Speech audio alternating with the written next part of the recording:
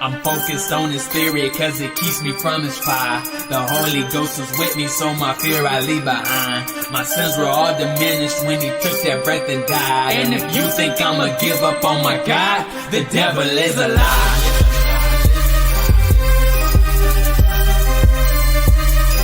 The devil is a lie.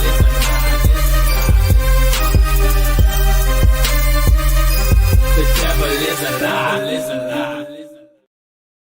Hello, welcome to Black Tea News. I'm your host, Christina Barr, and today we're going to be talking about some text messages that were leaked by Candace Owens. She had alluded to them the other day, and some people were like, oh, that's absolutely fake. I didn't think that it would probably be fake.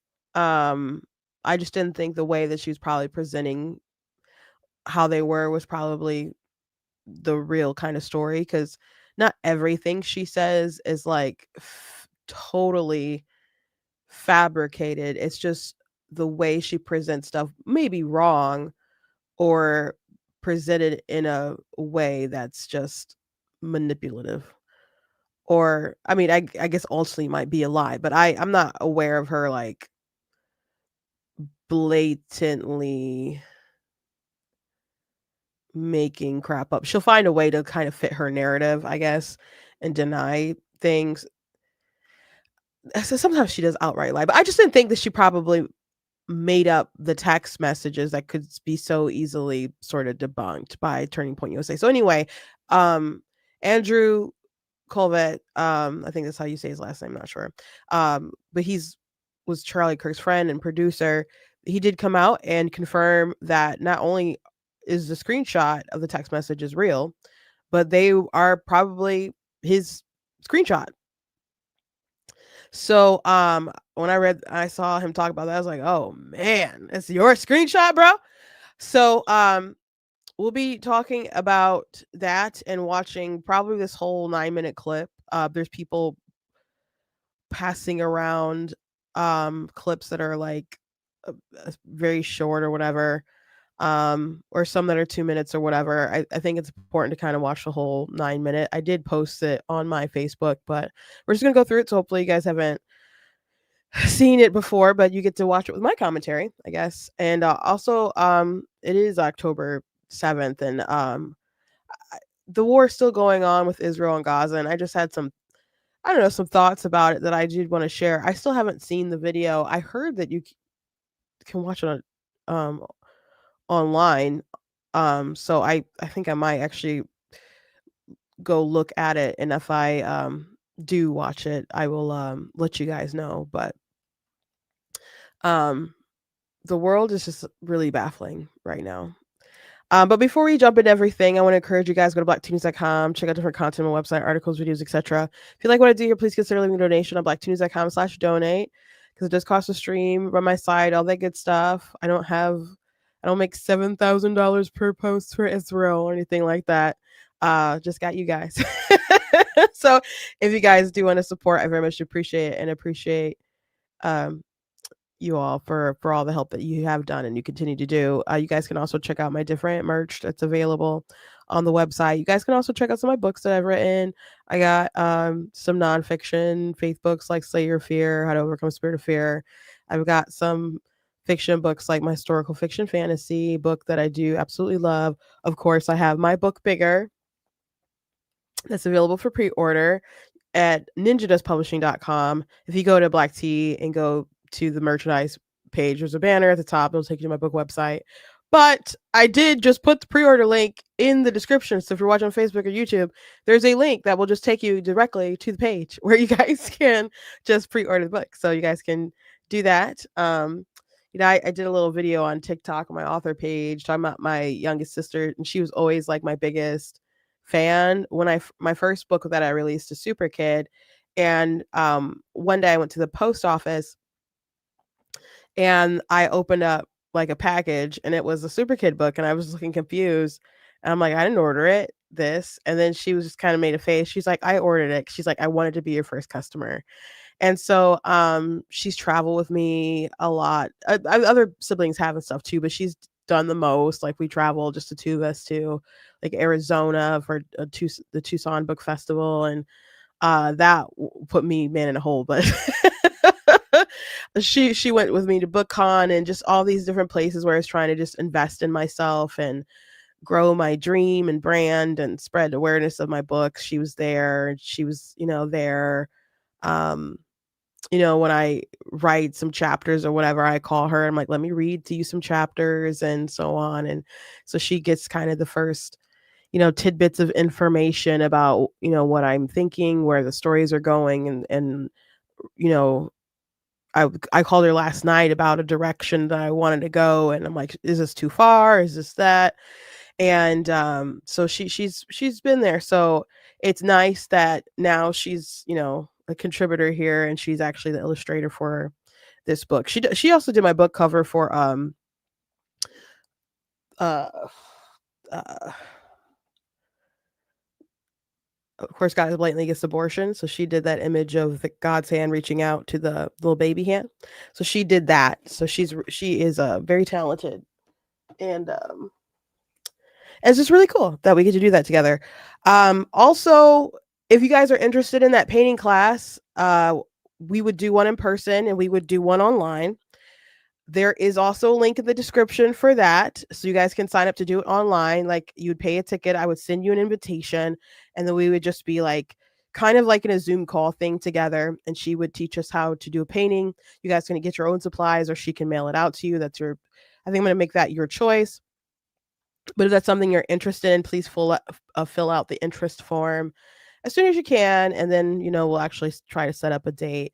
But it'll be really neat. But my sister Tina, she does painting classes as well, so it'll be a cool bonding moment for us all. So please consider doing that. And I think that's about it as far as my announcements. We can jump to, I guess, the tea of the day.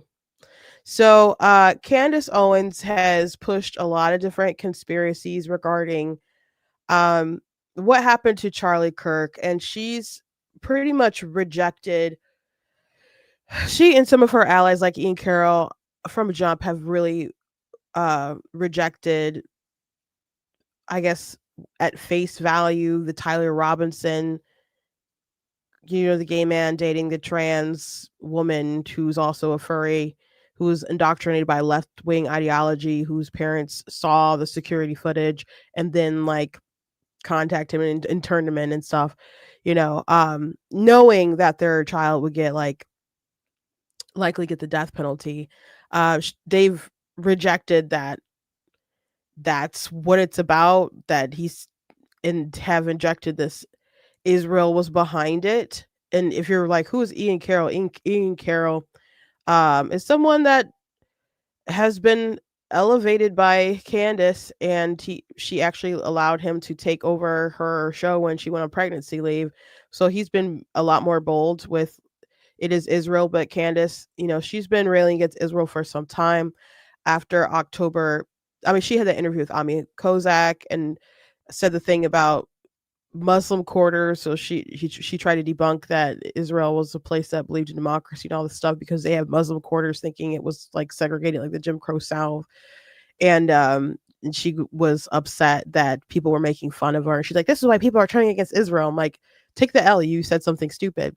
But she said other things that were more problematic than that. And she was accusing Israel of a genocide without trying to say she was accusing Israel of a genocide, and then she claimed, no, that tweet was about Brian Mast, which she was saying he used genocidal language when she took one clip out of context and probably still to this day doesn't know the context of the clip. Um, and I talked about that in other like long form videos I've done about Candace, and she had Finkelstein on her podcast, and he said after October 7th happened, he said that it warmed his heart. And she's had Brianna, is it Greyjoy? Is that her name? Brianna. She was with oh gosh, what's her name? She was fired for like how she treated the sister of a hostage.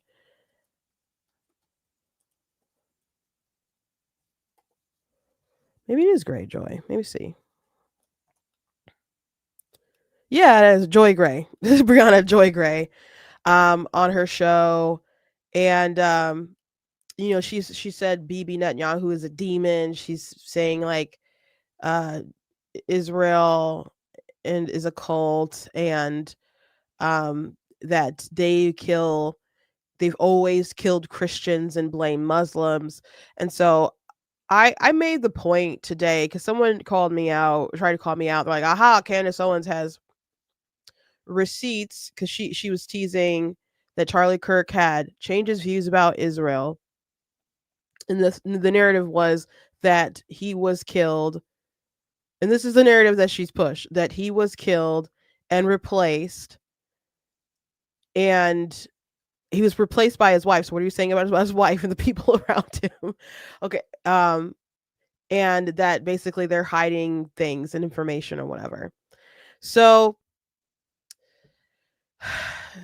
she said he had changed his views, and she said that there was this text with him saying, complaining about Jewish donors, and even thought about like having Candace, and it's so convenient that he got popped 48 hours before that. And so as she was talking about that, I'm like, that's really specific. That's really specific. But I'm like, okay, even if he said something, then I don't think she's maybe representing it well. That's my thought process.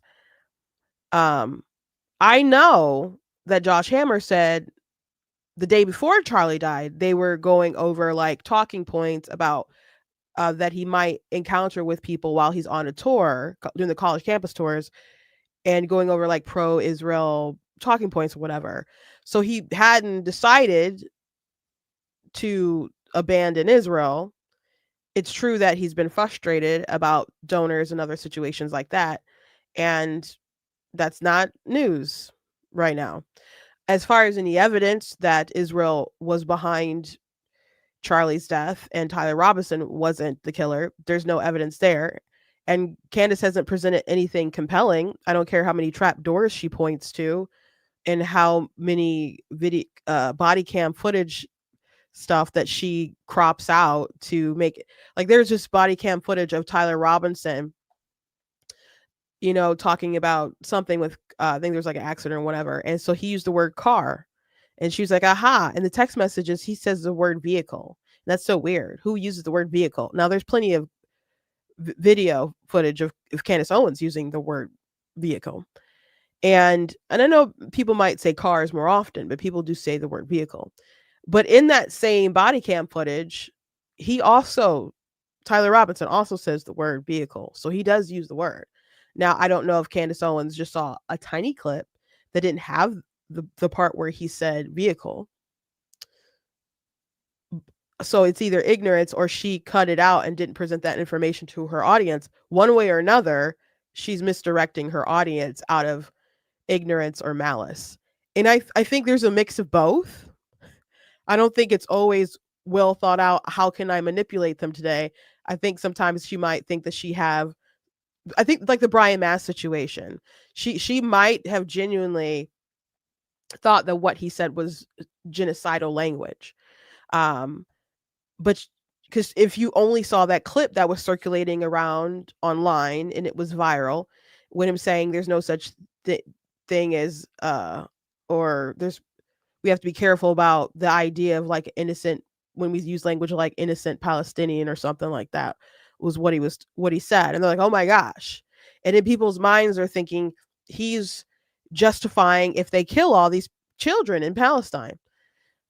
But that's not what they were talking about. They were talking about, and the whole kind of discussion or whatever snippet was on YouTube, and they were discussing a bill that would be limiting items that would have dual use, because his argument was that these people get indoctrinated and you don't want them to grow up and use, like, maybe we send them a bulldozer so they can do farming stuff, and then they use the bulldozer to like tear down a fence or something. So that was the whole kind of discussion. And it wasn't about like, hey, let's just kill these kids, none of them are innocent. That wasn't the discussion. And she never presented that to her audience. And to this day, I'm not sure if she knows the context of that. But she went on the Breakfast Club and other places to talk about how he was a genocidal maniac. again and again and again and again. So sometimes she might just be misleading her audience out of ignorance and not doing her due diligence.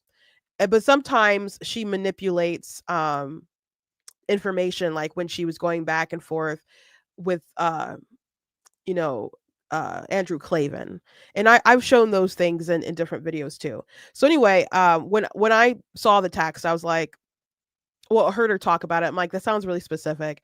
And so someone called me out today. I saw someone else who had been going back and forth, who's a friend from Michigan, actually, who's pro Candace.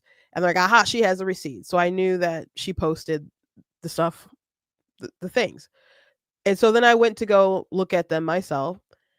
And someone had called me out on Facebook, and they're like, oh, she posted receipts, and you have, blocked your on Facebook, so we can't post pictures in the comments, as if I purposely just blocked it so they couldn't show me evidence of the text and the tweets, which I really hate when folks just kind of jump to those conclusions, trying to just kind of question my character like that.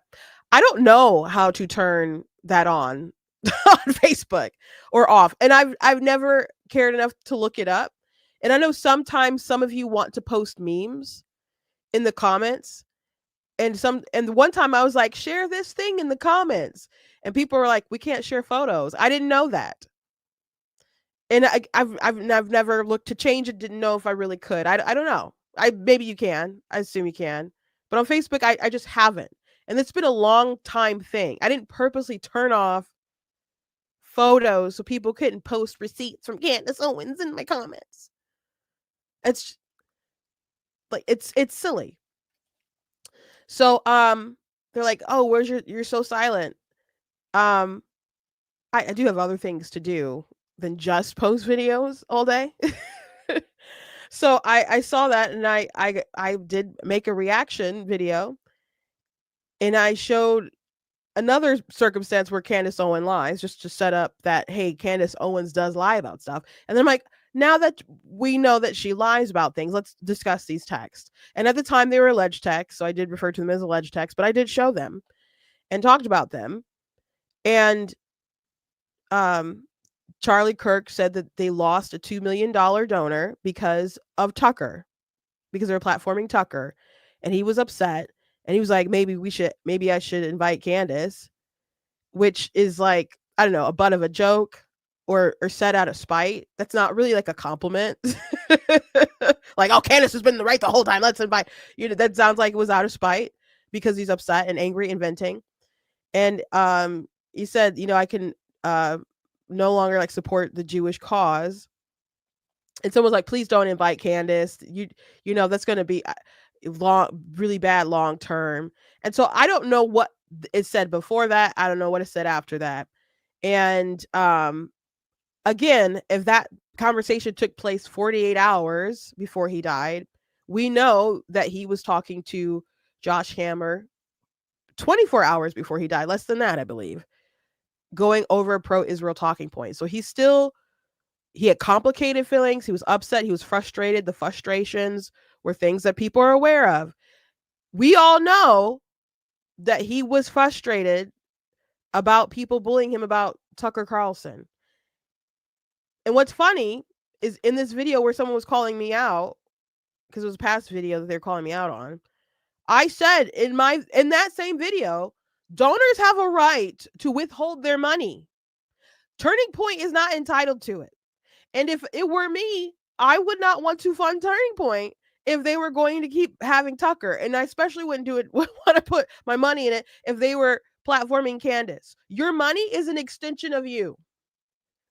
You probably don't want your money to go to causes that you don't like. Correct? If you probably wouldn't want your money going to things that you think might end up being destructive. Is that correct? There's a reason why there's a Hyde Amendment blocking like abortion funds. Of course, Democrats want to change that or whatever, but there's a reason why that's at least been in place for a minute. So if the donors are like, I don't like this person, you can have my money or you can have Tucker. And he's like, okay, well, we're going to keep Tucker and keep platforming Tucker. And they're like, okay, you're not entitled to my $2 million. And people say that's blackmail. I think blackmail is more like, I don't know, we took some crazy photos of you doing something really bad. And if you don't do X, and, you know, if you don't pay me, then you're not getting, then I'm going to expose you or something like that. That's kind of more thinking blackmail route. But the Turning Point, they do really, really, really important work. They do really, really, really, really great work. And they have other donors, but they're not entitled to other people's money. They're just not. They're just not. So is it really so crazy or mean that folks don't want to fund and platform Tucker Carlson? I don't like that Turning Point had Tucker Carlson. and I used to be a big Tucker Carlson fan. I've talked about this before. I used to DVR his show on Fox. I met him at the inauguration in 2017. I was so excited. And I just so happened to run into him because there's no seats. There's no seats when you go to the inauguration, and except for like a handicap area for like the elderly or whatever, there's no seats. And I had high-heeled shoes on. I knew better next time. I didn't have high heel shoes for the last inauguration, but I had high heels on. And by the time we stood in line and walked around the block and got inside and stood for a little bit, I had blisters all over my toes. I went to the bathroom just to be able to sit down. And when I came out of the bathroom, Tucker Carlson was right there. And there was like a little line because they had different news people station covering the inauguration. And so I just kind of stood there patiently, and there was one woman just talking his ear off or whatever. And so by the time it got to me, his wrangler was trying to like move him along, and he's like, no, she's been waiting there. So he was very nice. And then we had a little conversation and we took a picture, and I still have the picture. And I met Tucker again because the pack that I worked with actually paid. I don't know how much money it was. That was not disclosed to me. I just know it was a lot to get Tucker to come to an event that was supposed to be a fundraiser. But I met him again, and he kind of claimed like he remembered me, but I don't know if that was the case or not. People say stuff, but around that time, that was when he started to have his platform on X and his show on X, and I noticed he wasn't so honest. Because like he had that episode about that guy who said he slept with Barack Obama, and Tucker presented information like, oh, he even did a lie detector test, but he didn't say that he failed the lie detector test. So I thought that was dishonest to try to use this to legitimize him, but not mentioning to the audience that he failed the lie detector test. That was really messed up to me. And then he didn't like push back on basically anything that he said. And he just kind of gave him a platform to push his conspiracies about all the stuff that had happened. And now, just because I don't like Barack Obama doesn't mean that I found that tasteful, especially since Tucker is supposed to be a journalist. By the time his show had ended on Fox, I wasn't DVRing it anymore because the shtick kind of got old. Like, I love the going back and forth with the liberals and embarrassing them, but eventually it got kind of old for me. So I did really love his stuff. I'm at the point where I just observe a lot of things that Tucker's doing, and I think it's really dishonest, and I think destructive and dangerous in some regard. And a lot of things that he's doing is that it props up people that I would consider to be like enemies of the West and the US, while tearing down some really good people and tearing down the West and the country, making us seem so terrible while talking about how nice Russia grocery stores are or one area of Russia and their train stations, and ignoring a lot of other different contexts. So I could go further in that later, but I have some serious issues and concerns with some stuff that Tucker has been saying and doing, and I think Tucker's really slick about it. He's and also he does stuff to undermine Donald Trump, like his Iran commentary was totally off. The other day he was going around saying that while they're trying to get this peace deal done in the war in Gaza, Tucker's going around saying that Bibi Netanyahu controls Trump. Uh, who who on earth who knows Trump would even utter such a word, such words that you could control Trump? Trump does what Trump wants to do. You could maybe, I don't know, flatter him into like having kind of a positive, way towards you or something, but um someone saying that they control Donald Trump, that doesn't sound like any like real person who, especially who knows him, would say anything like that. So and at the end of the day, Israel has had to um operate in a way that is permitted by the United States of America. They could have went harder and faster in a lot of different things with this war. And to be frank, like Trump saying Hamas better agree to this and have the hostages and all this within like 48 hours, and then the deadline passes and it's weak sauce. It makes him not look good. It's very Obama, you know, low energy kind. Like you can't draw red lines and tweet out stuff like that and then still be waiting. And I know he really wants a peace prize or something like that, but Hamas is obviously a terrorist group and they don't want to disarm, and I think some of the stuff on the deal that they agreed to was just crazy, releasing all of these prisoners. Yahya Sinwar was a prisoner who got released, who went on to commit October the 7th. So to me, there's things that are baffling. I if I was Israel, a lot of these people I would have executed. There's no way I would let them go unless there was a chip in their brain that was going to explode after I press a button or something. No way. So they baffled me. They really baffle me, the state of Israel. But anyway, let's look at Turning Point USA, what they said about the messages, because Andrew did come out and confirm them. And so we're going to go ahead and watch the video. I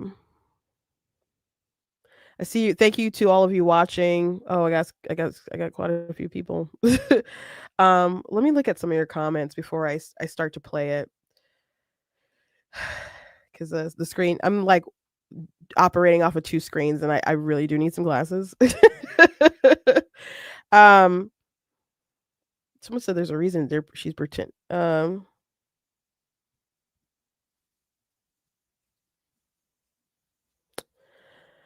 Someone said I'm committed to Candace being the bad guy because she is the bad guy. Like, I don't think people look when you're willing to give Islam a pass on a lot of things. Like, how many times has she mentioned the Christians?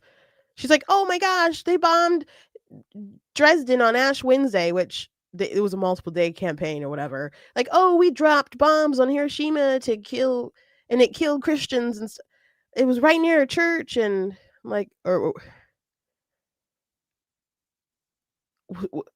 she tries to make like have this victim mentality with Christians, yet she doesn't mention like what's going on with the Christians being persecuted all over the world. She doesn't come out. And when's the last time you heard her talk about radical Islam?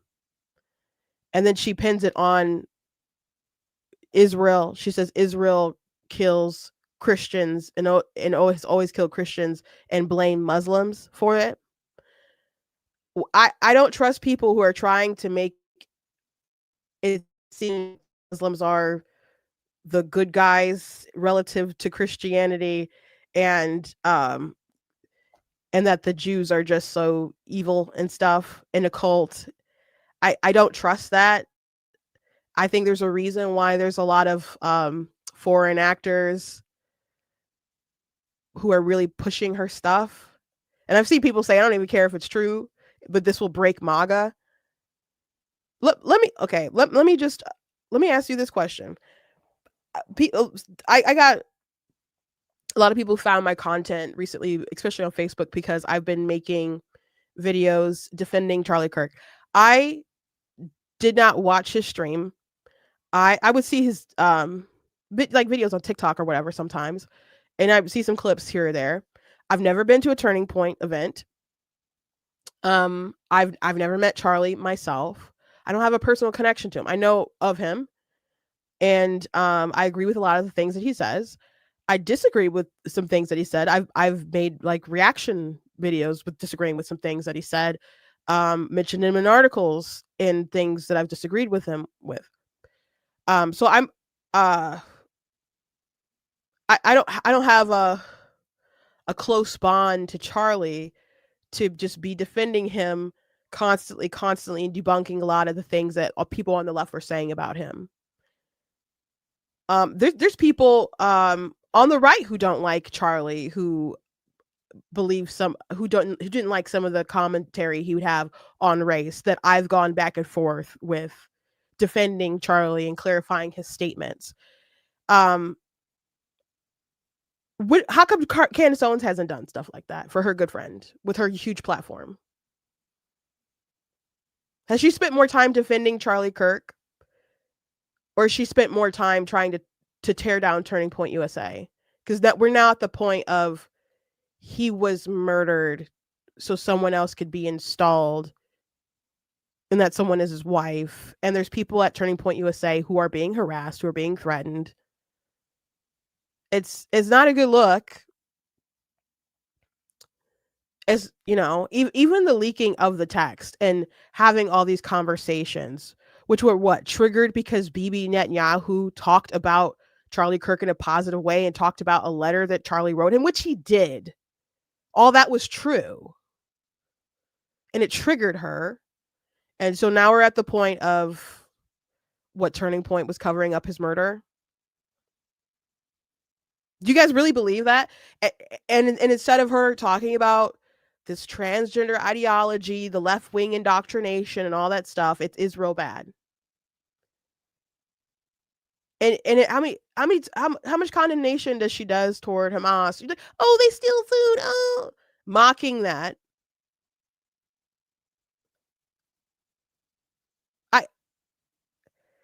To me, it's like clearly focusing on the wrong things. I do think she's the bad guy. I think she is a bad guy with bad intentions. Like, oh, the USA should. Oh, it was a mistake to get involved in World War II, and the world's not better off for it. Like, what do you mean the world? As opposed to what? Oh, they talk about Hitler. He's so bad. Don't you know that we had concentration camps? Do you guys watch your content? Like, seriously, do you guys watch your content? There's a lot of bad things that Candace Owens has said. There's a lot of bad things that she said. So yeah, I'm not a fan. Haven't been for a minute. I've been covering stuff for a while. I feel like I've been screaming it to the void. And on top of, I just think all this stuff is so icky. Just in general. But this isn't how you treat someone that you loved who died. And I understand people wanting to follow leads and stuff, but Charlie wasn't killed by someone through a trap door or all the other crap. Like she's saying stuff to feed her conspiracy of wanting it to be the Jews, wanting it to be Israel. And what does she want to do? Convince the masses of that so what Tyler Robinson can get off? There's things that they're not going to tell the public. In real life, there's a real life murder investigation going on. There will be a trial. Some things are bigger than your podcast. But Charlie has been this personality going out saying all this stuff, and then she's going to try to paint him a different way through private conversations because she's so desperate to push this narrative. I think it's so wildly disrespectful, and you would not do that to someone that you actually care for. And it's especially gross to me how much she makes it so much about herself. So much about herself. And all these people attacking her, Erica, these conspiracies they have about her. because I know what it's like to lose someone suddenly, and this is not how you treat people that you care for. So yeah, I'm not a fan. And even beyond this Israel stuff, guys, I went back and watched a video of Candace Owens of a reaction that I did to her reaction to Kim Kardashian, because Kim Kardashian put someone in a wheelchair in an ad, and she's like, "Oh, they're just pandering to people in wheelchairs now." The underwear is made in an inclusive way to be comfortable for people with disabilities. So Christina Applegate was like furious at Candace Owens, and all these people were furious at Candace Owens. So Candace Owens, her next episode is why representation doesn't matter. And instead of just apologizing, saying, "Hey, I'm an idiot. I didn't know this was actually made for people also in wheelchairs," she spends most of the time mocking people who were upset with her, who were talking about how important representation is, and her saying it doesn't matter. When, no, by the way, nobody on the right really believes that. I have Black Voices for Trump t-shirts, and that I held it up in a prop in my video. I'm going to cut that and repost it, by the way. And then she said, there's a reason why people aspire to be like Kylie Jenner and not Stephen Hawking. And I'm like, what the heck is wrong with you? I thought that was such an egregious, embarrassing take from her. And if I was the Daily Wire, I would have been upset about that.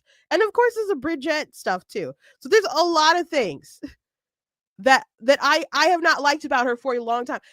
When she said, I don't care about George Floyd, I wasn't doing black tea at the time. I don't think it was, but I got on Facebook and I did a live saying there's some things that she said that I guess I'm glad that I now know, but I don't like how she said what she said. And I just don't, I'm uncomfortable with it. I could go back and find that, but I have been critiquing her from jump. So people who are like, oh, she's paid to, I have been critiquing her from jump. I have defended her as well. I have defended her when I thought she was being treated unfairly. I have.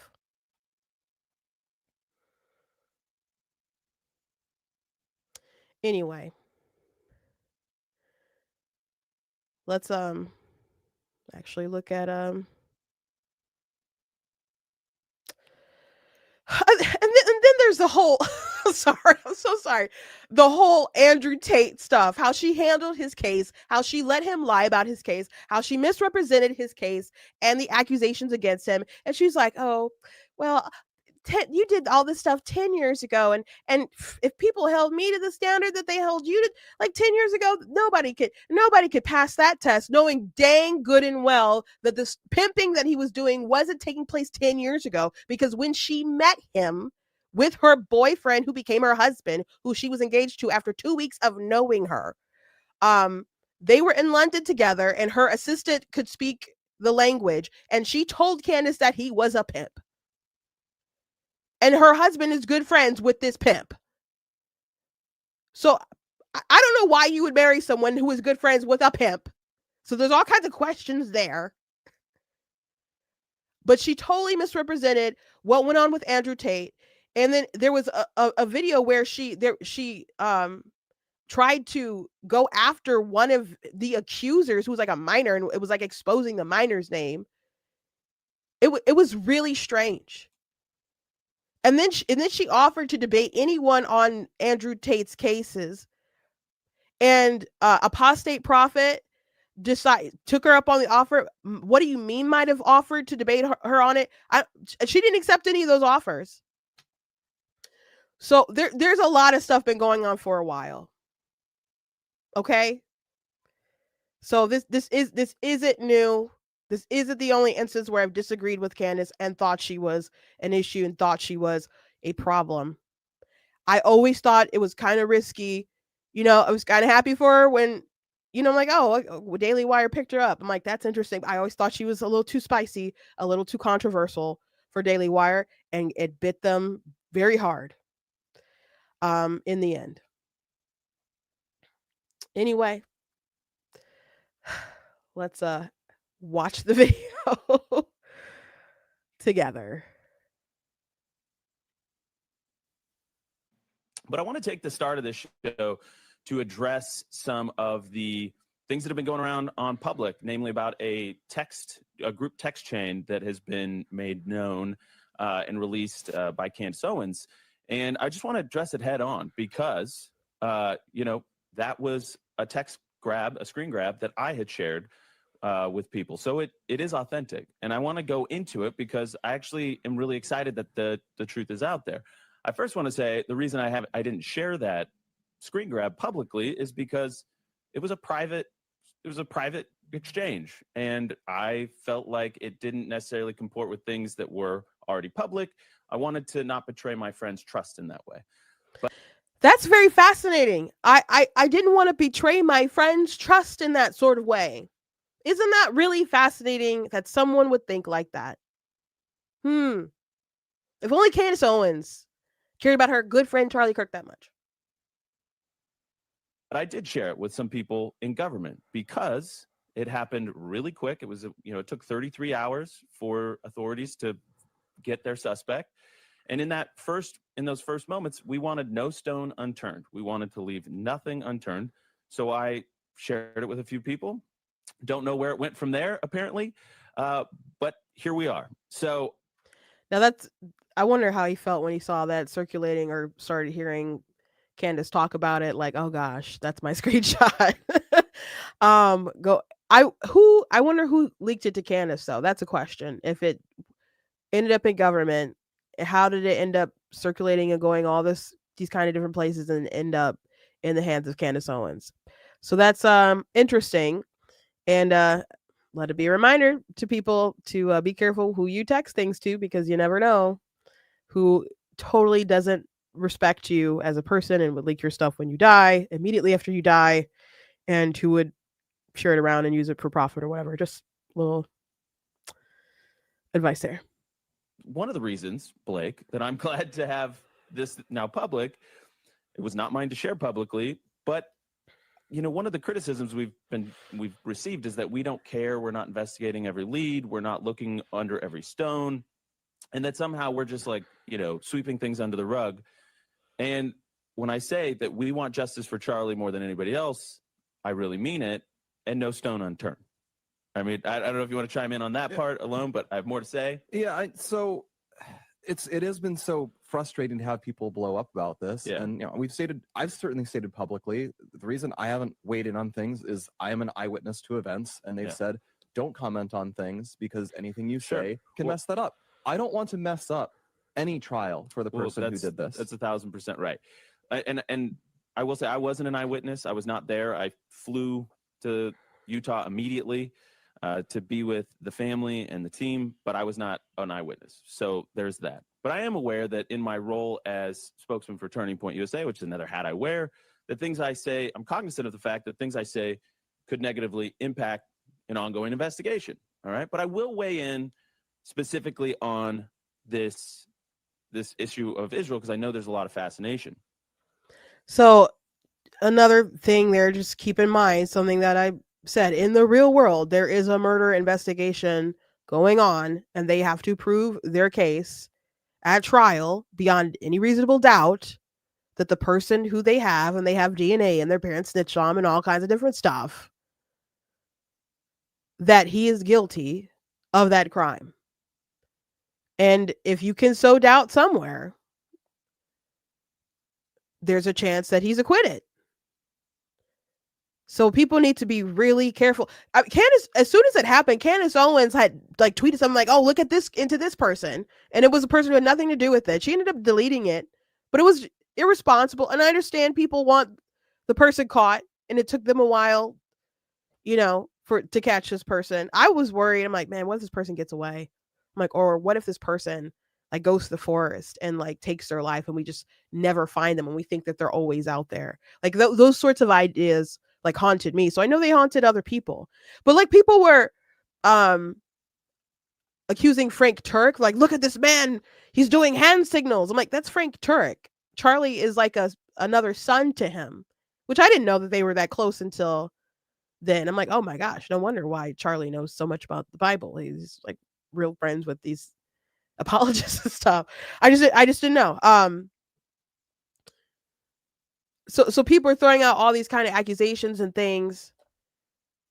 I understand that people have a mistrust of the government and mistrust of the FBI and just mistrust in general, but some things we can't mistrust everything or just reject facts and evidence. And again, Candace Owens has presented what she thinks is evidence and cut things out to try to fit her narrative, like the body cam from Tyler saying, oh, well, he used the word car, not vehicle, even though he used vehicle in the same thing, trying to dismiss the text messages. When I saw the text messages, I'm like, no, these seems like these can be real. And even if like, who calls a guy my love? I'm like, okay, well, he thinks that the guy is a girl. To me, it kind of seemed like overcompensating. And my friend has trans friends are like, no, they call each other that. Like that's legit. And then once people saw the body cam footage, because I saw a lot of people who were skeptical on it. And then they saw the body cam footage and are like, nah, he did it. Like, he wrote this. He wrote these things. So going around just sowing doubt and trying to discredit the stuff for I don't know, the entertainment, the clicks and stuff. Or some people think that she's actually legitimately crazy. I don't know about that. I mean, maybe to some degree, but not like some people think she's like postpartum psychosis. I don't know about that. She's been saying wacky things for a while. I think she's found her niche where she gets a lot of attention, and she just digs her heels deeper in the conspiracies because it does make her money. It does make her money. And I just want to say that, you know, we have to let free speech be our North Star here. Okay. Charlie was adamantly free speech. And I am not personally going to impugn anybody's character who is asking questions and looking for answers. All right. And I will say that text chain is consistent with public frustrations that he voiced many times. And I know, Blake, you were in the trenches on a lot of this stuff because we were workshopping how we were going to do the tour and what he's going to get asked about Israel, what was he going to say. And this is consistent with things that he told his friends, people that are, in the wider movement, about his wrestle that he was going. And so I just want to say, like, what is the truth about the way Charlie felt about Israel? Well, it's complicated and it's nuanced, and it was a wrestle that was going on for months. And it's probably somewhere between the BB letter and the text group text. I don't even think there's a between about it. I think those are entirely consistent with the exact same worldview. Yes. Charlie was not hiding things from people. People are going to try to make you fixate on a particular quote or a particular line to make you think that there was something hidden. There was nothing hidden about Charlie's views on Israel. Like, Charlie, I worked with Charlie on every major issue that we talked about, immigration, abortion, the transgender stuff. And he thought about the Israel issue a ton, all the time. It was in the news all the time. People cared about it a lot. He cared about it a lot. Just before the shooting happened, I finished reading, this is a 700-page book about the history of the Israel-Palestine conflict. I read this book because Charlie said, Blake, get really well-versed on this so you can help me whenever it comes up and just know stuff off the top of your head. Yeah. I'm sorry. This is totally off topic. I just noticed I've been looking at it for a minute now, but the Clarence Thomas photo in the background, I don't usually watch like Turning Point, like Charlie Kirk streaming and stuff. I'm assuming it's been there for a minute. Under that assumption, I just wanted to point out there's so many people who talk about Charlie Kirk and that he thinks Black people are stupid or dumb because he doesn't, because of comments he's made about Sheila Brown Jackson or Ketanji Brown Jackson or whatever. It seems very clear to me that he had a lot of respect, obviously, for a lot of great thinkers like Thomas Sowell. He talked about Thomas Sowell all the time. All the time when he'd go to college campuses and talk about, you're like, oh, you study economics? Have you read Thomas Sowell? And obviously conservatives love Clarence Thomas. I'd be so sad the day that he retires or passes away.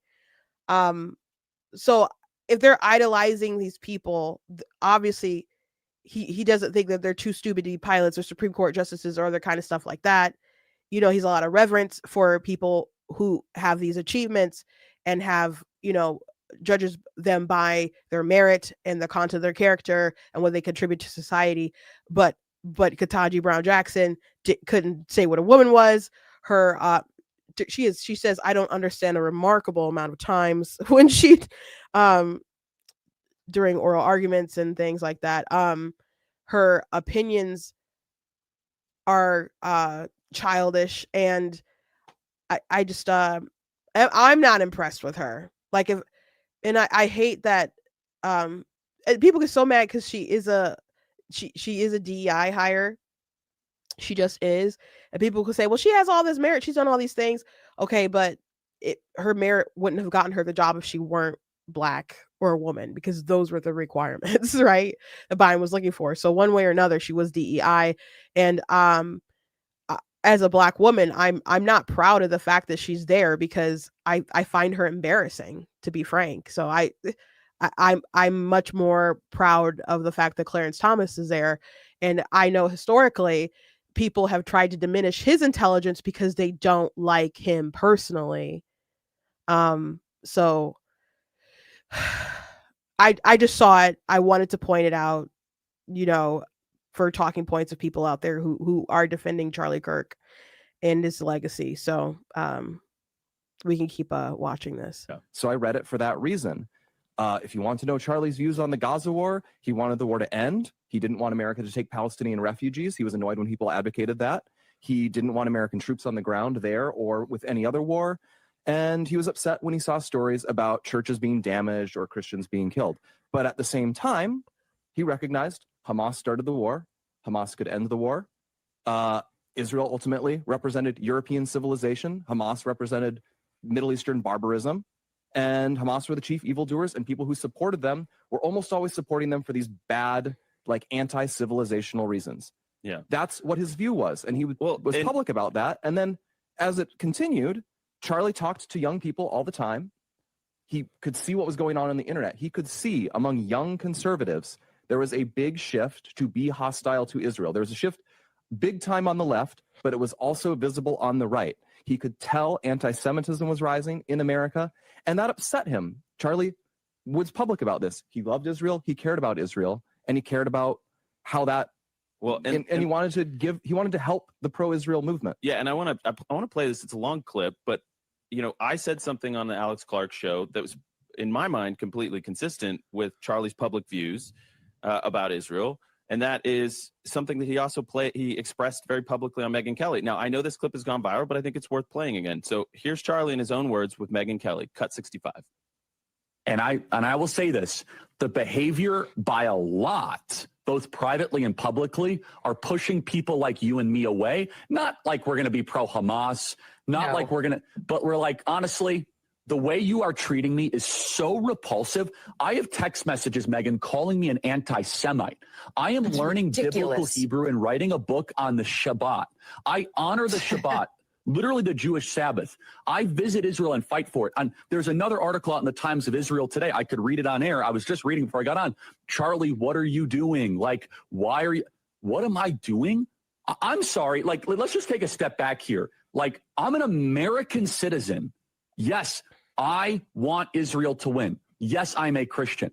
But like some of the mess, and you saw, man, you've seen how I've been treated, Megyn, by some, not all, by some. No, it's very irritating. It's almost been so unfair. They were coming after you after Turning Point for, among other things, that you had Dave Smith there. Dave Smith is allowed to criticize Israel.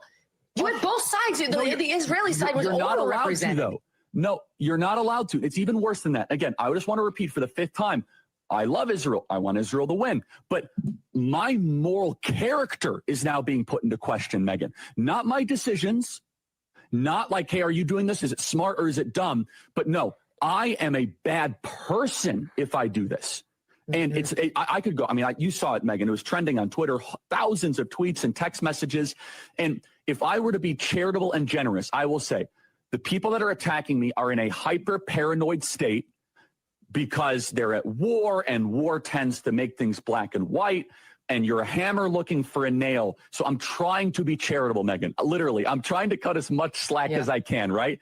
Like, okay, what would it be like if all of a sudden I'm starting to see a pattern of behavior similar to what my grandparents saw in 1930s Germany online?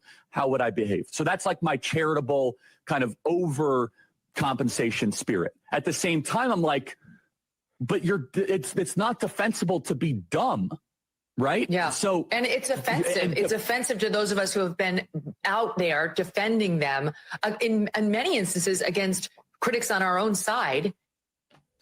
So this group chat text. Hold on. I do want to interject here because I can sympathize with this, and it is really frustrating when you are he has done a lot to be pro-Israel, and people coming at you and questioning he, as he said, not your actions but your character, that irks me too. That irks me too. Like there's like different instances where like I would write something and I source things and I lay out an argument, and then someone like dismisses it like a and just does like an insult, like, oh, you're like a really bad faith kind of an attack the character sort of thing. I'm like, what the heck? Like so yeah, I can understand and sympathize with Charlie's feelings about being not just angry but hurt how a lot of people came at him. And I can't really think of maybe it's just like Tucker or Dave Smith, which Dave Smith has some wild takes. By the way, if you haven't seen the interview with him and Coleman Hughes, I'm still like going through it, but Coleman just like had him by the at the ropes like the whole time. The only thing I can really think of that was probably the worst thing, and I did put it in a video that I did initially about the Ben Shapiro Candace Owens feud about the October 7th stuff.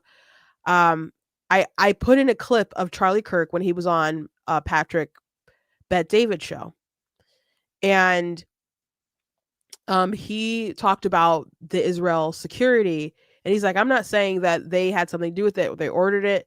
And he's like, as long as they took, and he said, was there a stand down order? And then Patrick was like, whew. And he's like, was there? And so I thought at the time of that going on, I'm like, that is a very serious allegation. And I thought that was a pretty irresponsible thing to kind of ask out loud, knowing the sort of platform that you have. And it's funny because I've seen Charlie Kirk since then talk to people who express something along those lines, and he acted like they were crazy.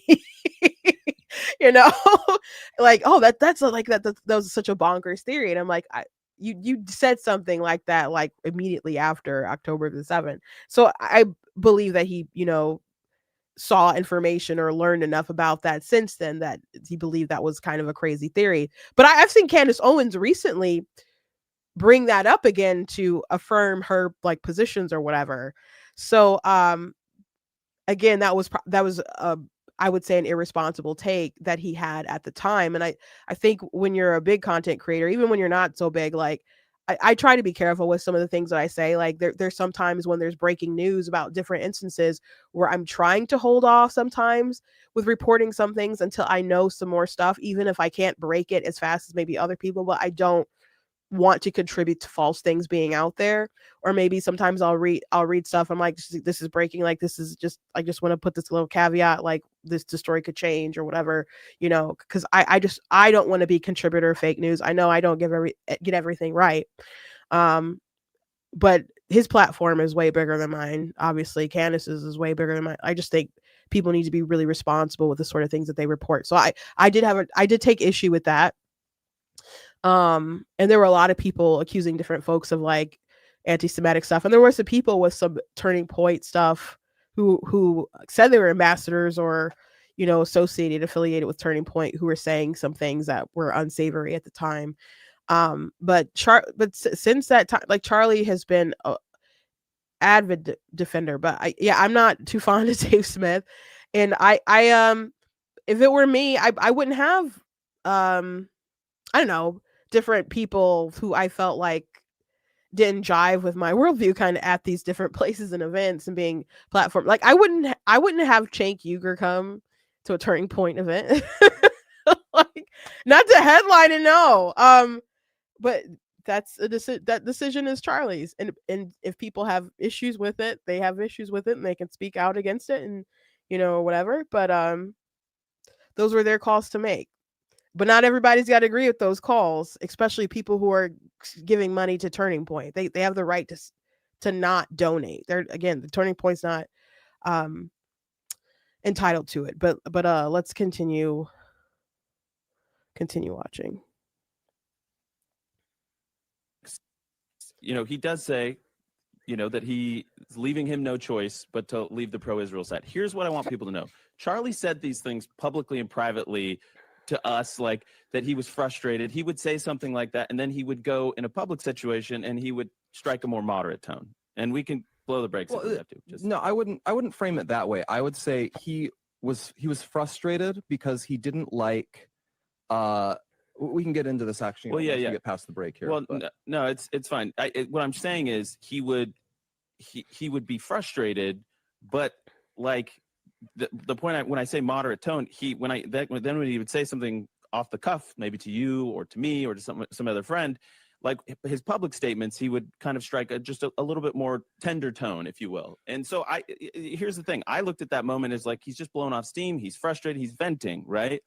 And I just want to say, like, he made that very clear under any circumstances that he was not going to be cowed or bullied into deplatforming Tucker, for example. He made that expressly clear to us. Would he have invited Candace? I have no idea. I think what he was saying in that text, he's like, keep coming at me, bro, and let's see what happens, right? And Charlie was wonderfully defiant. He was wonderfully independent, and he would not, he believed in the freedom of speech, and he felt like he deserved, as a friend of Israel over many years, the right to speak out and have criticism. Yeah, so that's where the 10-minute mark for this video kind of cuts off. So I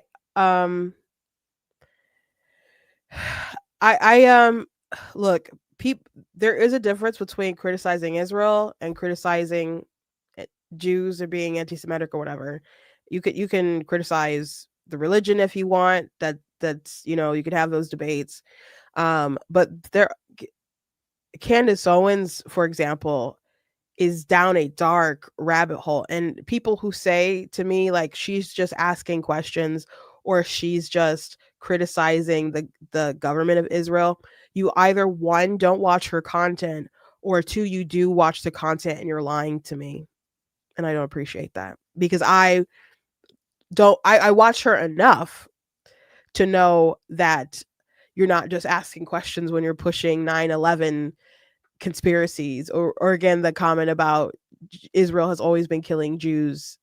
I mean, killing Christians and blaming Muslims, or when you think they're behind Kennedy's assassination, or Michael Jackson and pornography and gambling and all this other stuff. When you try to make Hitler seem not so bad by talking about how bad the Allies were, when you refer to brown shirts as if they're just like student activists, as if they're like moms for liberty or Turning Point USA or whatever, just burning those really bad books, and as if they only burned naughty books and Marxist book, like they burn more than that. So there's a lot of issues with Candace, and there has been for a long time, and it's she's not just criticizing Israel, which people are free to do. Like Ben Shapiro has a speech where he criticized Israel and different things about their policies. Charlie Kirk took issues with things that Israel does.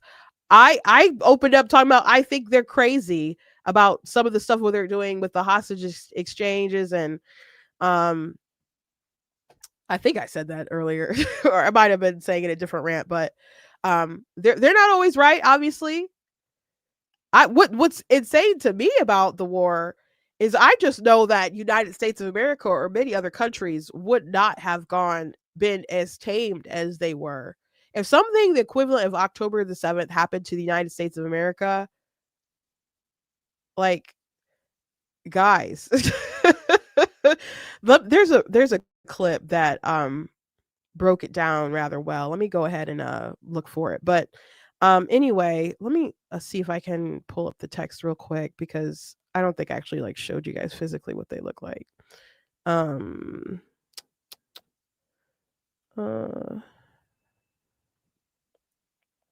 didn't want to say that I didn't show you guys the text. we talked about it, but just lost another huge Jewish donor, 2 million, which, by the way, they don't take foreign money, so this would have been like an American Jewish donor. 2 million a year because we won't cancel Tucker. I'm thinking of inviting Candace. So was the response. Jewish donors play into all the stereotypes. I cannot and will not be bullied like this, leaving me no choice but to leave the pro-Israel cause. Please don't invite Candace. That might feel good short term, but it's not good long term. In my opinion, like all groups, you're going to get a wide variety of opinions. That nasty free thing, will thing that God bestowed on us makes life frustrating at times. And we don't know what else the rest of the chat was. Candace did tease like, ooh, should I release more of the text? Now, if there are more text, I guess they should kind of address it, because if she has it, she has it. But I guess Andrew would know how much she screenshot and sent to people. But inviting Candace out of spite isn't like the same as we're gonna team up and just join on this crusade. To me, it seems obviously clear that he was frustrated after, the 2 million thing, and he didn't appreciate being bullied. There's some people, if you tell them no, they're like, well, they're going to retaliate. And, but for me and I were donor, I wouldn't want to give him $2 million if he was going to keep having like Tucker, or even thought about having Candace. Like, if it were me, and you guys could disagree with that, but if it's your money, again, Turning Point is not entitled to it. I don't know what else they might have said beyond that, in that conversation. But if this was 48 hours before Charlie Kirk died, and we know that, I guess assuming what Josh Hammer was saying was true, that they were prepping right before he went on the college campus tour, different talking points about Israel, and he was even talking about like Josh's book, and it's so good. Then Charlie hadn't abandoned the cause, and he was speaking in a moment of frustration. Does this one text undo kind of all of his narrative that he's been saying for all this time, or that letter that he gave to Bibi? Like, all this seems to affirm all the things that we kind of already know, that he was really, really frustrated with the Israel, with the pro-Israel crowd and stuff. So I think, and other Jewish influencers have voiced concern about how hard the pro-Israel people push. But as Charlie said, he tries to have grace for these people because they've heard all this stuff about the Holocaust and how there was this rise in anti-Semitism, and things were good until they weren't. As a matter of fact, when Ami Kozak had a conversation with Candace Owens, and you can't find this on YouTube because the Daily Wire took down all of her episodes. They should still be on the Daily Wire app, but they're in one of my videos. So let me see if I can find it really quick. The conversation she had with Ami that I found really striking, where she dismissed concerns and was like, oh, well, Jews live very comfortably in America. And he made a face, and sorry, I searched the wrong thing.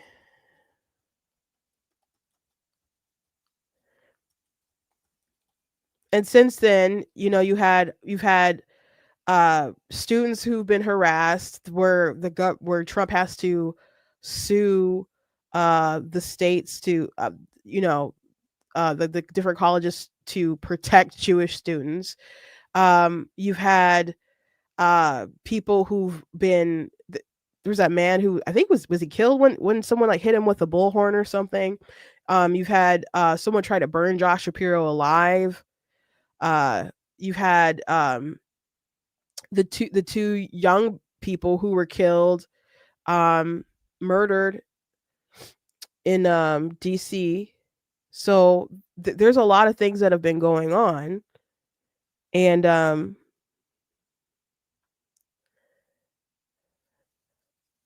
since that time, and it's just kind of getting worse. But she's a part of really the problem, I think. Give me 1 second to pull this up.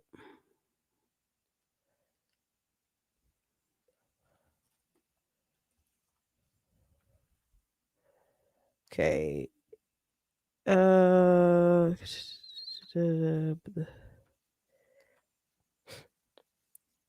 it's like Candace Owens and Ben Shapiro, the full saga. That's what the video is called. It's on YouTube.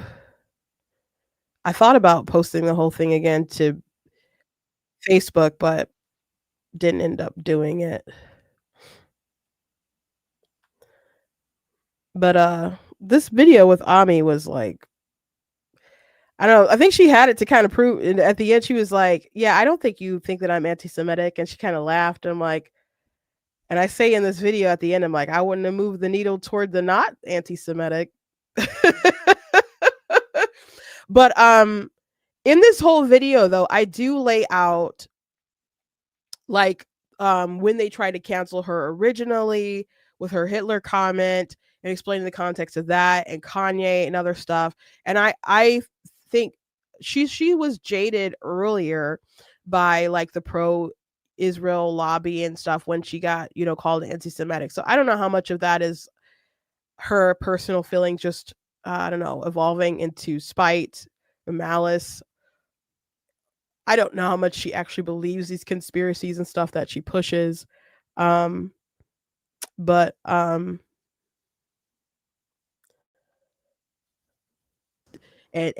sometime between then and Ben's tweet, she had to have recorded her response to Ben Shapiro, and Ben Shapiro. Hold on, let me try to look at the. I know I'd have all these chapters. Yeah, so I had the intro, the accusations of anti-Semitism with the Hitler nationalist stuff, Kanye West, the online battle, the genocide tweet that she had. It's very thorough. The Brian Mass stuff I mentioned earlier. I think it's this one with the moral equivalence. I also have the Muslim quarters thing, but that was super viral. You guys have probably already seen it, the rounds. So from there, the conversation with Ami Kozak shifted. And so he wanted to know, does she draw some kind of moral distinction between, I guess, what Hamas did on October the 7th and what Israel is doing now? Because people are trying to say that they're essentially the same to get Israel to stop or excuse what Hamas did. Can I ask you a question then, and on the subject of like moral equivalence? Because there's been all this sort of temptation, even from good-hearted people, to draw a sort of moral equivalence. Like this is just some cycle of violence, condemning the Hamas terror, but also what the IDF is doing and the civilians dying. It's all just this terrible cycle of violence. Where do you stand on that? What do you mean? Sorry, if you could just clarify what you mean. Yeah, do you draw a moral equivalence between what happened on October 7th and what Israel's doing in response? I wouldn't use the term moral equivalence, but what I would say is that there absolutely should be a debate, a full-throated debate and a conversation about where the line gets drawn. If somebody commits 9/11 and we lose 3,500 people, does that give us the permission to kill 1 million Iraqi civilians like we did? And I think that that's an academic discussion that should be had. The case of 9/11 that you brought up, I mean, it was a lot more amorphous and unclear who the enemy was, where it was located, who was supporting it. In this case with Israel, it's right next door, and they know that these regimes have been built up by Iran over the years and have continually attacked Israel for decades, and Israel has constantly faced existential threat. It's very clear where Israel's enemies lie and what Israel and who Israel has to fight in order to defend itself. When we are unclear on the moral difference, then what that risks doing is confusing murder and self-defense, confusing aggression and retaliation. And those are huge dangerous moral mistakes to make. It's tragic what happens in war when innocent people die on both sides. But one has to look at accountability. And all of these people that we mourn for and grieve for when we see these horrific images of war on the Palestinian side and on the Israeli side, all of those people were alive on October 4th, 5th, and 6th. And I think everybody is forgetting that context and forgetting what has brought this on. I think to make these moral confusions is very, very dangerous. Well, I think it's dangerous to not have a conversation about where this could lead to. Because if you told me that 1,500 Israeli civilians led to World War III, I think we should probably have a conversation about that. And I think when people are asking for that conversation, they're being called anti-Semitic, which is insane. Candace Owens would not acknowledge in the interview that she saw a difference between the two of them. She just shifted the conversation to she wants to make sure that we have conversations that it doesn't lead to World War III, which I think is fine, and a good conversation that we should be having about how far will this go, and how many lives are we willing to risk, how much money are we willing to put into it. That's where those are conversations and assessments that are worth having.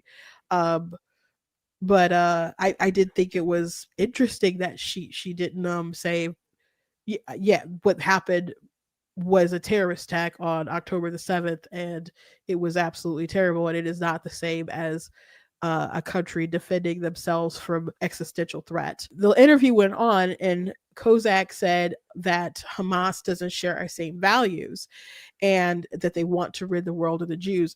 And so that's when Candace Owens said the thing that I think was the biggest red flag in their conversation. There's a moral standard here. We got into World War II also, and World War II was a terrible thing, but we had to defeat the Nazi regime for the sake of humanity. We both, I think, would agree on that. Yeah. So to be an isolationist in principle. Spoiler alert: Candace Owens has said we shouldn't have gotten involved in World War II, and that the world isn't better off. So he was perhaps wrong about that. I mean, as far as them agreeing, anyway. I would want a world of trade and prosperity and peace. But if you have regimes that don't believe in that and don't have those values, like Hamas, like Iran, they don't believe in what you believe in, what you and I believe in: coexistence, peace, trade. They don't believe in those things. It's a very different ideology. This is not about a geographical, geopolitical dispute between Israel and Palestine. This is about an ideological mission to rid the world of Israel and the Jews. That's what I think people misunderstand. Yeah, well, Jews live very comfortably in the United States of America, so they're not going to be. I mean, obviously, Jews lived comfortably in Germany before Germany too. They did. Doctors, lawyers, I really struggle when people start using, things that have happened in the past that are abhorrent, like slavery, to say that, like, if this doesn't happen, then slavery is going to be back, or if this doesn't happen, then it's going to be the Holocaust too. I think there's a lot more meaningful chatter and discussion that we can have. We don't have to resort to that kind of, History repeats itself if you forget it. You have to be conscious, and Jews especially. Unfortunately, I'm a grandchild of all four of my grandparents are Holocaust survivors. So what do you make of the Holocaust survivors and the Jewish people in New York City that are protesting on behalf of Palestine? That's a great question. I think it's pretty weird to immediately compliment yourself on the question that you just posed and asked, but keep that in mind for further down the line. Now, there have been I always thought that was funny that she's like, good question. Pat on the back, huh, Candace? I thought when she just dismissed him was interesting, especially because I've heard Candace bring up slavery for different comparisons on different things. And so to just shrug him off when it is like their history, and he was just, making a point like things are good until they're not. Like she blew off the threat that Hamas poses, just saying, well, they're comfortable in the United States. And, did we think that terror was going to hit us to the degree that it did until like 9/11? Like, Hamas, they don't, or when you look at like Osama bin Laden, like yesterday I mentioned that I started watching the Coleman Hughes, Dave Smith conversation, and they Dave didn't accept the idea of like they hate us for our freedom line that Bush fed about like Osama bin Laden and Al Qaeda and stuff like that. And Coleman was like, okay, well, I don't accept that, but it's not that they hate our freedom. It's this radical Islamic factor is why they did what they did. And Dave Smith seemed to just really push the idea that no, they hate us because, not that they're not, Islamic terrorists or whatever, but I don't know if he would even use that word, but that they're Muslims, but and radicals, but they hate us because we interfere in all these different places, and that's what Osama bin Laden said. But I thought it was strange to mention that and not really acknowledge the fact that when Osama bin Laden talked about why they did what they did, that a lot of it focuses on Islamic dogma. They don't like the fact that Israel exists because they believe that the land should belong to them, that they are the real inheritors of the promise of Moses, because they're the ones who believe all the prophets, because Moses and Jesus and Muhammad, and that they resent the fact that Israel exists and they want it destroyed, and they want everyone who participated in making it a thing to suffer. Like, and not just that, but also that they're mad because we prevent them from spreading Sharia law across the world, and that they, and the question of what do we want from you? We're calling you to Islam. That's what he said. So people like Dave Smith and other folks who just like see America as the problem in the world, like because we're just busybodies interfering with stuff, and they can't wrap their minds around the fact that these people are ideologically driven to spread Islam. That's what that's how it spread initially. Muhammad was a warlord, a pedophile, and a warlord.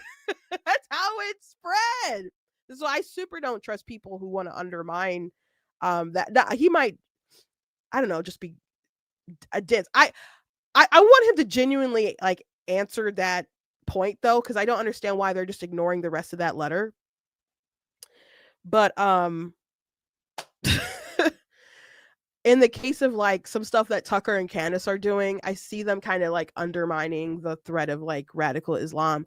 I mean, in the UK, you had a man from Syria literally named Jihad who killed and attacked people like at a synagogue. His name was Jihad.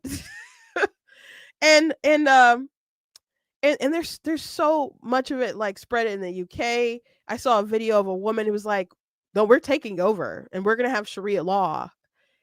That's just the attitude, man. That's just the attitude. There was a Christian. I don't think we talked about this on the show.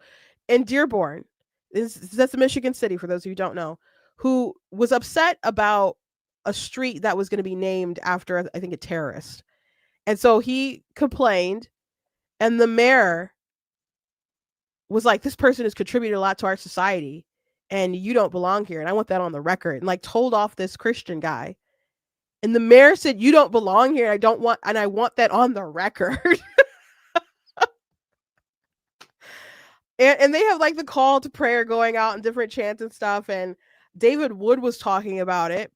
And David Wood is a Christian apologist who has helped a lot of Muslims convert, including his friend Nabil Qureshi, who died some years ago. But he did a video, like a flashback video of him going to Dearborn, and at certain stuff they tell you not to, they outlawed like passing out literature, so you can't pass out things like a Bible to people at different festivals and places, like even like outside, like on the sidewalk. And the law is supposed to be like toward everybody, but he says they really enforce it like toward Christians. They don't want you like passing out stuff and converting people from Islam or whatever. So he's like, and that was like 10-12 years ago, something like that. He's like, "I've been warning people about what was going on in Dearborn for years." So now God Logic and he's going to try to get a crew like Inspiring Philosophy and all these people to go to Dearborn and try to go get Muslim Save. I love watching those guys online. I want to see when they're doing that. But I want to hang out, but that might be a little dangerous, but glory to be to God. So her belittling what could happen, and knowing that since the time she made that statement, how anti-Semitism has really, really, really been on the rise. It was just wild that she said that. And then there's also the Muslim quarters thing. If you didn't see that, was pretty fascinating. Let me just jump to it if you haven't seen it. So anyway, the next part of the interview that went really viral is Almi tried to talk about how Israel, is a bastion of freedom and it believes in democracy, etc. And Candace Owens tried to debunk that by comparing it to the Jim Crow South. Arabs in Israel probably live best than many other Arabs in the Arab world in terms of protections of individual rights and freedoms and a bastion of Western democracy and liberal democracy that we hold dear. For it to get the scrutiny and the obsession that it gets calls into suspicion this feeling that this is more than just being critical of policy. Have you been to Israel? I'm assuming you have. Many times, yeah. Many times. Have you been to Jerusalem? Yes.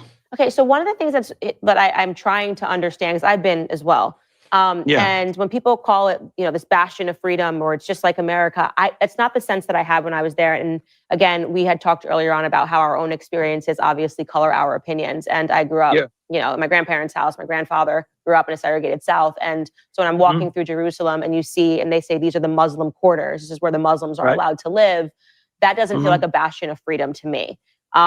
So I guess. Oh, I don't think it's where they're allowed to live in Jerusalem. I think it's that there's an Armenian quarter. It's not saying the Armenians can only live here. It's that there are communities, just like there's a Jewish community in Jersey here, and there's a Muslim community in here. I don't think, to my understanding, it's not restrictions within Israel proper of where Israeli. I think it is where they have. I mean, at least that's what the rabbi who was taking me around. He said these are the Muslim quarters, so this is where the Muslims live, but he didn't say anything about legally saying they cannot live in other places within Israel proper. I mean, there's Israeli Arab citizens that have full rights. Israeli Arabs. I'm only talking about Jerusalem, so I haven't been to Tel Aviv or anything like that. I'm just talking about particularly. Jerusalem itself as a city has a division in it where the Green Line divides, and there's East Jerusalem. That's maybe what he was talking about, not the Muslim quarter, but East Jerusalem. There's disputed territory within the West Bank and East Jerusalem that divides, and therefore they're under Palestinian Authority or even other jurisdiction. But that's a different conversation. Now this conversation went on for a little while. It was noticeably a lot dirtier. It was noticeably a lot darker. And it just made me feel, as a Black American and knowing my own history, that this isn't freedom to me. Like, if you can't just decide, like, I want to live on that street, or I want to live on this street, but maybe I'm wrong, and it wasn't. Right. They were just all choosing to live there. It might have been a misunderstanding. Imagine if you went into an inner city in the United States and somebody told you this is a predominantly Black neighborhood, and you said it looked more run down. Would you say that America is systemically racist because if I was giving a tour of it, I wouldn't say this is the Black quarters. Probably. Or this is a Black neighborhood. Now, a lot of people took this clip and really mocked Candace Owens. And I think, just hold on. I thought the point that Ami made there about the, like, would you see like an inner city that's run down that has a lot of Black people there and be like, oh, this is systemic racism? Like, would you push that kind of ideology? Because at the time, I haven't watched this in a minute, but in my mind, I'm immediately going like, okay, she's relating this to Black to kind of, Jim Crow South and all the segregation, all this other kind of stuff. And she's applying this oppressed versus oppressor sort of mentality, and Jews, Israel, is bad because they're oppressed, and the Muslims are the victims because their neighborhood doesn't look as nice. But yeah, she was mocked a lot for that interview, and then she went on to say some stuff which I'm pretty sure I say in this rightfully so, comparing it to Little Italy. The people were comparing it to Chinatown and other stuff like that. It took her a while to accept that maybe she was wrong. So the issue at this point is that Candace does seem to have some kind of bias built in that she's trying to prove. Like, she tried to debunk his point about them believing in freedom as she compared them to the Jim Crow South. So the next day on her show, she actually talked about this interview and people's response to it in a rant about why Israel is losing support. I really do believe that leading up to this moment, way before October 7th, pro-Israel was already losing the crowd. And what I mean by that was there was a fatigue that has been setting in culturally in the West with claims of anti-Semitism. I've been wrongly smeared and labeled as anti-Semitic too many times. And so I think what you hear is people that no longer want to engage in the conversation. It's a perfect demonstration of exactly what I'm talking about. Yesterday, as I said, we had that really great conversation between me and Ami where we talked about our experiences. And I spoke to him about how one thing that I was confused about was when I went to Jerusalem myself and I saw this anger and this angst between the Jews and the Muslims. And I was shown that these are the Muslim quarters. And we were talking about whether or not they are required to live there or whether or not they choose to live there. very confusing if you're somebody who's, you know, walking through this, and how it didn't give me the sense of freedom and collaboration between these people. And the pro-Israel lobby excerpted that clip and is now saying, calling me stupid for asking the question. She wasn't just asking questions. She made an accusation. And it's okay to ask questions about things you don't know about. But for example, when Donald Trump mentioned at a debate with Joe Biden, when they asked him, like, but there's kids still separated from their families, he's like, well, not all these kids came with their families. They came with coyotes.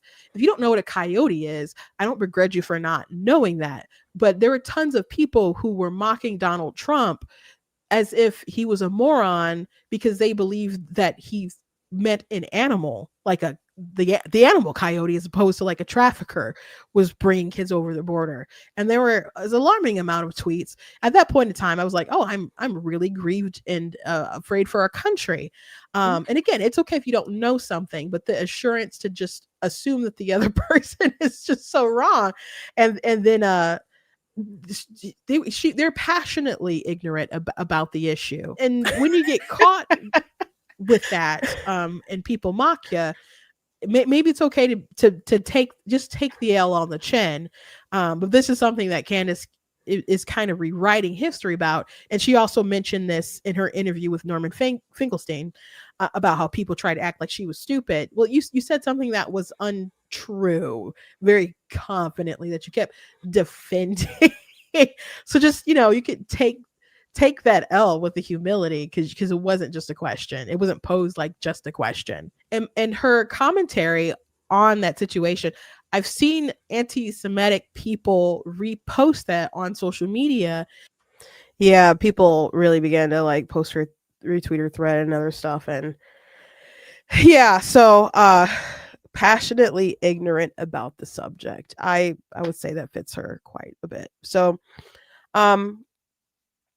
anyway, I wanted to I know we're like long and probably going to hit 2 hours today. Thank you to all those who are watching and commenting today about this different stuff going on. Oh, let me see what this comment is. My sister left. She said, oh, my sister said, I had you open in another tab and was alarmed when I heard you laugh and talk at the same time. Yes, I'm just a woman of many talents.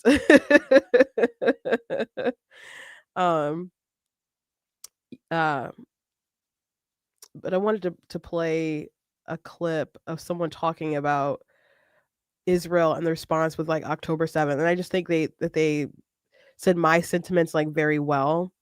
So that's why I want to go ahead and share how they put it. I think, I don't know if they were on MSNBC. No, they were on NBC. I think that's what Meet the Press is on. Oh no, that's the wrong clip. Hold on.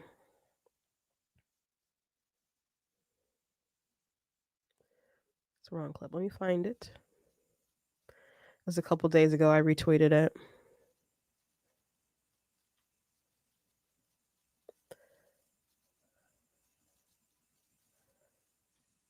But it is October 7th anniversary. I do plan it was MSNBC. It was on the Morning Joe show. It was on Morning Joe. If I do watch the full kind of footage that they put together of the October 7th massacre, I will let you guys know. I've been curious about seeing it for a minute, but I don't know. We'll see if I can actually like get through it and watch it, because I find that I don't know, really sensitive about, well, it's horrific stuff that I've heard about anyway, but seeing some of the stuff that I saw like right after the aftermath was really bad enough. 2,200 American servicemen killed at Pearl Harbor. We go on to kill 3.5 million Japanese, including 100,000 in one night. 2,800 Americans in 9/11. We go on to kill 400,000 people in Afghanistan and Iraq. We weren't accused of genocide. You had, if Mexico had elected a jihadist cartel to run their country, and then they incurred into Texas, and on a per capita basis killed 35,000 people, or the population of the University of Texas, and on the way back took the freshman class at SMU hostage and hid them under tunnels, what would we do? It'd be the great Sonora radioactive parking lot. But Jews are not allowed, and Israel is not allowed to prosecute a war. And they are prosecuting a war more humanely than we have done. The ratio of combatants to civilians is of civilian death to combatant mortality is lower than it was in Mosul, lower than it was in Japan, lower than it was in Germany. So there's just a different standard for Jews in Israel when it comes to prosecuting a war. They're allowed to fight back to a truce, but unlike America or any other Western nation that has attacked this viciously, they're not allowed to win a war. It's a double standard. I do feel that they have a double standard that that's forced upon them. And if something had happened to the United States that was the like equivalent on the numbers to like October 7th, and not just the number, but the barbarism and the celebratory nature of the people committing the acts, like they filmed themselves and gleefully called their parents about it. You know, even when they return bodies, they make a huge sort of parade, you know, situation about it. So these people are really depraved, and they do it for Allah and you know, the glory of being a martyr, and they feel that they have the moral authority to do this kind of stuff. I've said this a lot, but if you had a monster that was living at the foot of the bed of your children, and you had the option, you could leave, but there's no guarantee that the monster won't chase you down and chase your children down and still kill you. Or you could stay and I guess just let the situation remain, and they're going to kill your children. Or you could do something about the monster. And when you have a terrorist organization that leads a country that had every opportunity to turn like Gaza into like a Dubai or something like that, but they chose terror. They chose to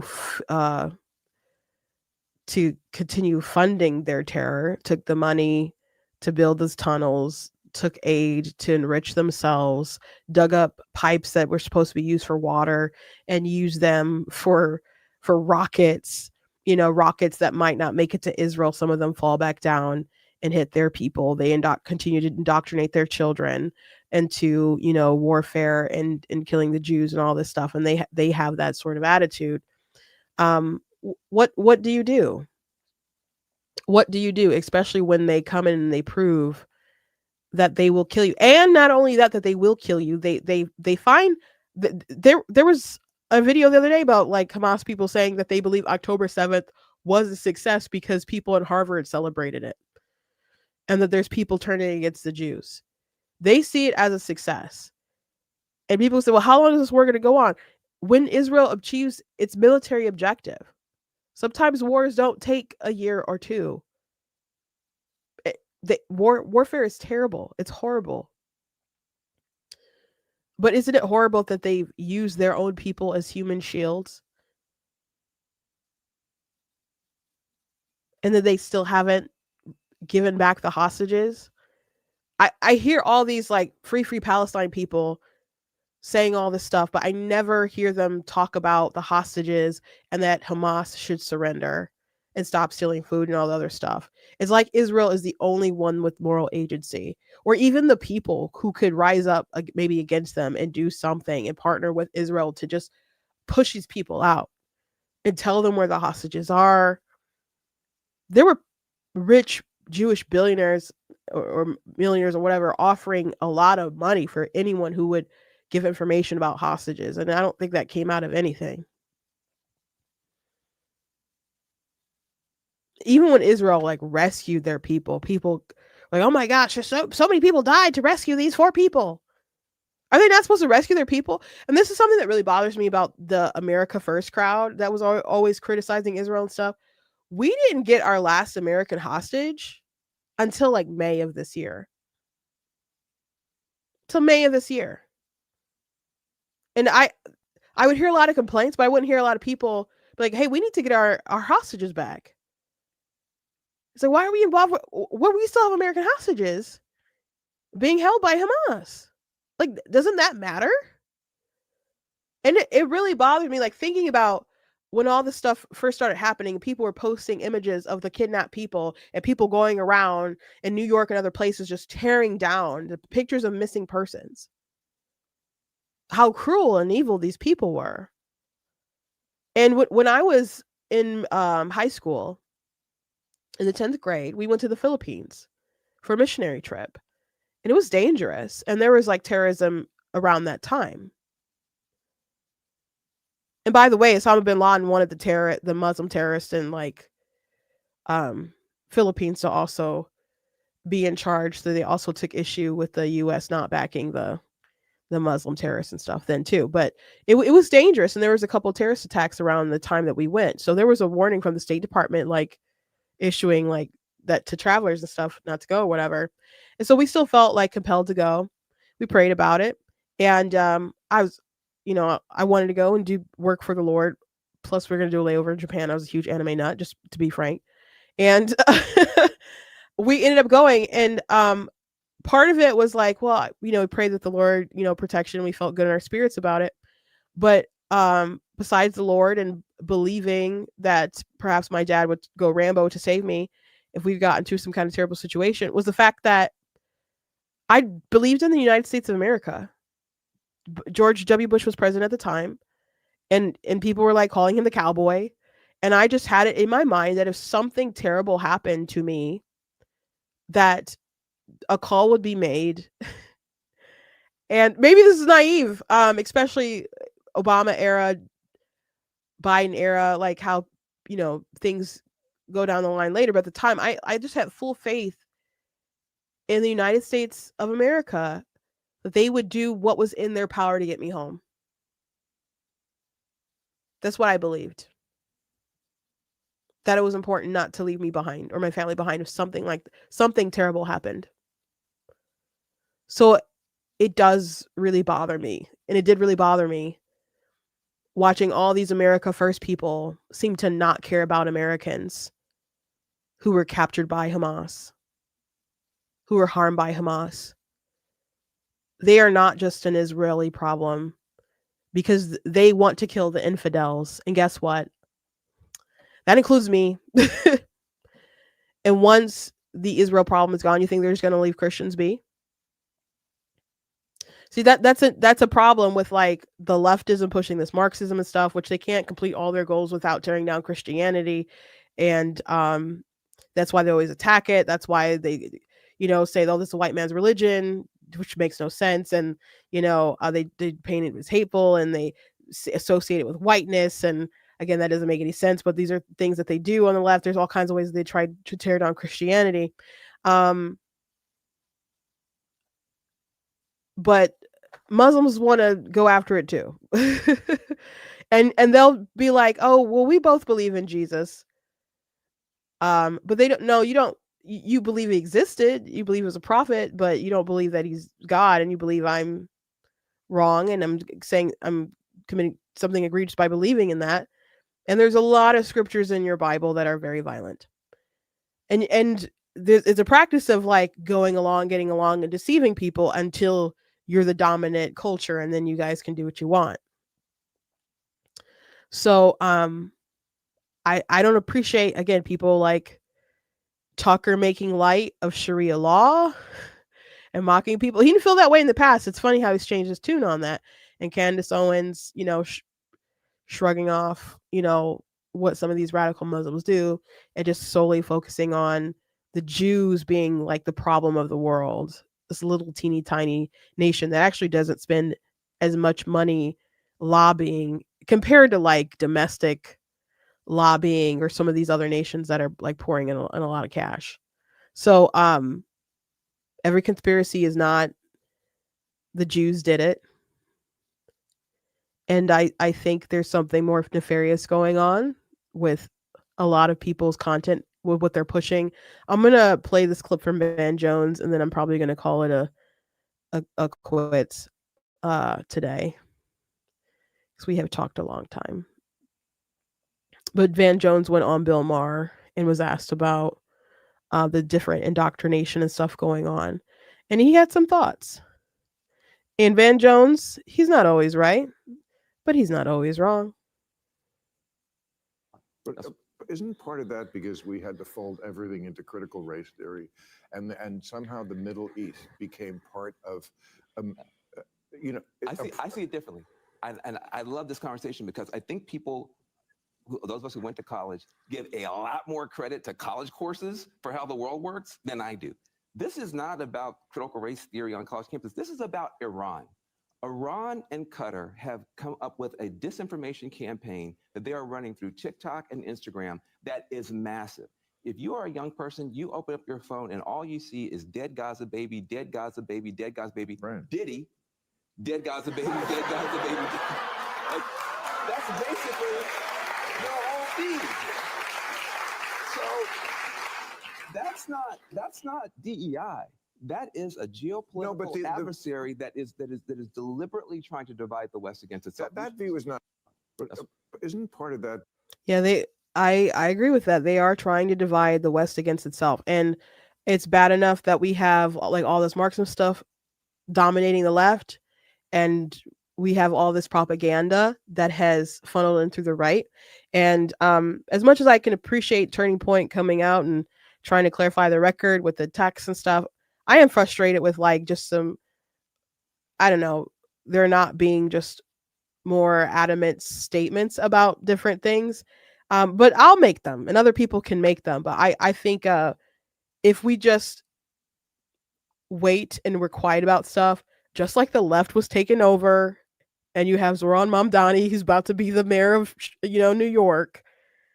And these different zones have taken over different cities with the Antifa and so on. They'll keep taking over, and because they've allowed the leftists to just run rampant, the right will break into, and our fringe and our weirdos will take over, and we'll be talking about Jewish conspiracies rather than, I don't know, real things like fiscal responsibility and abortion bad. And we should be having so many conversations on leftist violence. We talked about this yesterday, the Jay Jones and which there's some great ads coming out about Jay Jones, the person running for attorney general in Virginia, who's a Democrat who texted some terrible things, violent things. There's some ads about that stuff going out that are like top tier. So hopefully that sways some people. But Tyler Robinson and his left-wing ideology, I want to talk about the evils and the dangers of transgender ideology and the moral depravity that it takes to affirm that ideology of all these news reporters reporting that a woman tried to kill Brett Kavanaugh when it was a dude. Like, how morally depraved you have to be, demoralized, to say that man is a woman. I want to have conversations about them. We've talked about it a bit, but there's so much of this other crap is sucking all the oxygen out of the room. That and taking time to defend Charlie Kirk, which I have not seen Candace Owens do. I must have missed. I could have missed something. I tried to find different stuff. I haven't seen her take the time to debunk a lot of the stuff that people are saying. Someone tagged me in something today. It wasn't even on my political account. It was on my author account. They're like, "Hey, Ninja Does Pub, what do you think about this?" And it's just like a compilation video of things just taken out of context so terribly, and the way that it's obviously taken out of context to paint Charlie Kirk as a racist was just insane, especially when you know how the videos actually are arranged. And I commented to that person. I said, I think that I've seen these clips in their full context and that I'm too smart to be manipulated this kind of way. And I've addressed most of these things on this other account, and I tagged my Black Tea account, and they're just like, okay. And didn't like respond beyond that. But it's taken up a lot of time. I'm not saying it's not worth doing, because I hate people lying about Charlie Kirk like this. Again, I didn't agree with him on everything. I hate that people are smearing him And they're smearing him to justify like why he was killed, to basically say like he got what he deserved and he's not worth mourning. And if they did it to him, they'll do it to you and they'll do it to me. And it's a distraction from why he was actually killed. And we need to fix these ideological issues and address them, or it's just going to get worse. And you're going to wake up one day and your country won't be here anymore. So if you want to partner with me and try to fix the problem, welcome to Black Tea News. Thank you for watching. Anyway, thank you guys for being here today. You guys can go to blacktnews.com, check out different content, website, articles, videos, etc. If you like what I do here, you guys can leave a donation on the website. I mean, if you guys are on YouTube, you guys can do super chats. There are super chats, and I guess you watch it later. You can do stickers and whatever. On Facebook, you guys can send stars and stuff. But sometimes just commenting and sharing, just really, really helps as well. People discover it and so on. So I thank you to those of you in the chats and those who've been talking about all this stuff. I really appreciate it. You guys can also check out different merch that's available on the website. Let me just, like the I'm Not the Victim You're Looking For t-shirt, or Be Better Not Bitter. And I got the black tea mug. I got this pumpkin spice mug. I did make the little chibi Trump. But I have that in a t-shirt too. I do also have a lot of books that I've written. Most of them are fiction, and most of them are, I do have nonfiction books, like, of course, God is Blatantly Against Abortion. There's a poster behind me, and there's the book actually there on the side. And I do have my children's book, Bigger. There's a link, if you're watching on Facebook and YouTube, there's a link that can take you to the pre-order link. If you are local, there will be a book signing for it, so you guys can attend that. I do recommend that you buy your book in advance, so there is one for you. But doesn't mean you can't come if you don't pre-order it, but I just want to give you a warning that I think you should pre-order it. And you guys can pre-order it. Also, if you live elsewhere, you guys can get the book signed. You can actually pre-order it from Barnes & Noble now. If you live like somewhere else out in the world. I don't know if it's populated on Amazon yet, but people have asked, where do you want me to buy it? I would prefer if you bought it off of the website. You will get it signed, try to get some little swag sent to you and stuff too. But if you do live outside United States of America, it does cost a lot more to ship stuff to you. So if you want something signed, the shipping will cost a lot. So I kind of have a different process for that if you want to do that. But otherwise, there is some kind of way that you guys can get the book. So I appreciate you guys, and I'll see you tomorrow.